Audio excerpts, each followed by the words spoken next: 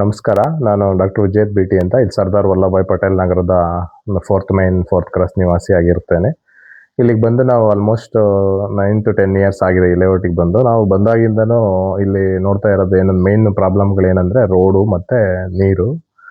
ಇಲ್ಲಿ ರಸ್ತೆಗಳಂತೂ ಎಷ್ಟು ಹದಗೆಟ್ಟಿದೆ ಅಂದರೆ ಯಾವುದೂ ಓಡಾಡಲಿಕ್ಕೆ ಜನಕ್ಕೆ ಮತ್ತು ಮಕ್ಕಳಿಗಾಗಲಿ ಯಾವುದಕ್ಕೂ ಸೂಕ್ತವಾಗಿಲ್ಲ. ಮತ್ತು ಕೆರೆ ನೀರಂತೂ ಎಲ್ಲ ಬಡಾವಣೆಗಳ ಕಲುಷಿತ ನೀರು ಕೆರೆಗೆ ಹೋಗ್ಬಿಟ್ಟು ಸೇರಿಬಿಟ್ಟು ಕೆರೆ ತುಂಬ ಕಲುಷಿತವಾಗಿದೆ. ಎಷ್ಟರ ಮಟ್ಟಿಗೆ ಅಂದರೆ ಅದು ಕೆರೆನೇ ಅಲ್ಲ, ಕಲುಷಿತ ನೀರಿಂದು ಒಂದು ನಿಲ್ದಾಣ ಆಗ್ಬಿಟ್ಟಿದೆ. ಮತ್ತು ಇನ್ನೊಂದು ಏನಂದರೆ ಸೇಫ್ಟಿ. ನಮ್ಮ ಲೇಔಟಲ್ಲಿ ಪೊಲೀಸ್ ಲೇಔಟ್ ಆಗಿದೆ. ಇದು ಪೊಲೀಸ್ ಲೇಔಟ್ ಅಂದರೆ ಸೇಫ್ಟಿ ಇರಬೇಕು, ಆದರೆ ಇಲ್ಲಿ ನೋಡಿದ್ರೆ ಅವಾಗವಾಗ ಮತ್ತೆ ನಮ್ಮ ಗಮನಕ್ಕೆ ಬರ್ತಿರುತ್ತೆ, ಕಳ್ತನ ಆಯಿತು, ಅಲ್ಲಿ ಇದಾಯಿತು, ಚೈನ್ ಕಿತ್ಕೊಂಡು ಹೋದ್ರು, ಆ ಥರ ಏನಾದ್ರು ಒಂದು ಸಮಸ್ಯೆಗಳು ಉದ್ಭವ ಆಗ್ತಾನೆ ಇರುತ್ತೆ. ಪ್ರತಿ ಟೈಮು ನಾವು ಪೊಲೀಸ್ನವ್ರನ್ನ ಕಾಂಟ್ಯಾಕ್ಟ್ ಮಾಡಬೇಕಾಗಿರುತ್ತೆ, ಈ ಥರ ಸಮಸ್ಯೆ ಆಗ್ತಿದೆ ಸರ್ ಅಂತ. ಮತ್ತು ಮೇಯ್ನ್ ಪ್ರಾಬ್ಲಮ್ಗಳಂದರೆ ಇದು ನೀರು, ರಸ್ತೆ ಮತ್ತು ಭದ್ರತೆಗಳಿಲ್ಲ. ಇನ್ನೊಂದು ನಮಗೆ ಏನು ಮೇಯ್ನ್ ಪ್ರಾಬ್ಲಮ್ ಆಗ್ತಿದೆ ಅಂದರೆ ಇಲ್ಲಿ ತಿಪ್ಪಯ್ಯನ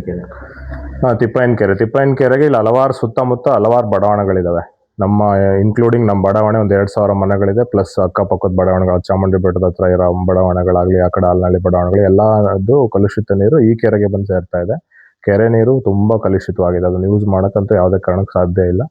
ಒಂದು 4-5 ವರ್ಷದ ಹಿಂದೆ ನಮಗೆ ಯಾರೋ ಒಬ್ಬರು CSR ಪ್ರೋಗ್ರಾಮಲ್ಲಿ ಅದನ್ನು ರೆಡಿ ಮಾಡಿಕೊಟ್ಟಿದ್ರು. ಅವಾಗ ತುಂಬ ಚೆನ್ನಾಗಿ ಕಾಣಿಸ್ತಿತ್ತು, ತುಂಬ ಖುಷಿಯಾಗಿತ್ತು. ಬಟ್ ಈಗ ಅದಾದಮೇಲೆ ಎಷ್ಟು ಹದಗೆಟ್ಟಿದೆ ಅಂದರೆ ಅದನ್ನು ಮತ್ತೆ ರೆಡಿ ಮಾಡೋಕ್ಕೆ ಯಾರು ಮುಂದೆ ಬರೋಕ್ಕೇ ಸಾಧ್ಯ ಇಲ್ಲ. ಅಷ್ಟರ ಮಟ್ಟಿಗೆ ಅದು ಹೂಳು ತುಂಬಿದೆ, ಕೊಚ್ಚೆ ನೀರು ತುಂಬ್ಕೊಂಡು ಹೋಗಿದೆ. ಅದನ್ನೊಂದು ರೆಡಿ ಮಾಡಬೇಕು.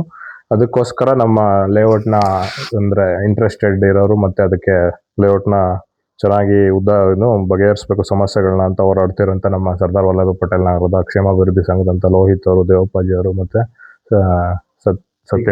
ಶ್ರೀಕಾಂತ್ ಮೂರ್ತಿ ಸತ್ಯಣ್ಣ ಅವರೆಲ್ಲ ಇದಕ್ಕೆ ಸಹಿ ಸಂಗ್ರಹ ಮಾಡಬೇಕು ಎಲ್ಲರ ಹತ್ರ, ಎಲ್ಲ ನಿವಾಸಿಗಳ ಹತ್ರ ಅಂತ ಎಲ್ಲ ಮನೆಗೂ ಹೋಗಿ ಸಹಿ ಸಂಗ್ರಹ ಮಾಡ್ತಿದ್ದಾರೆ.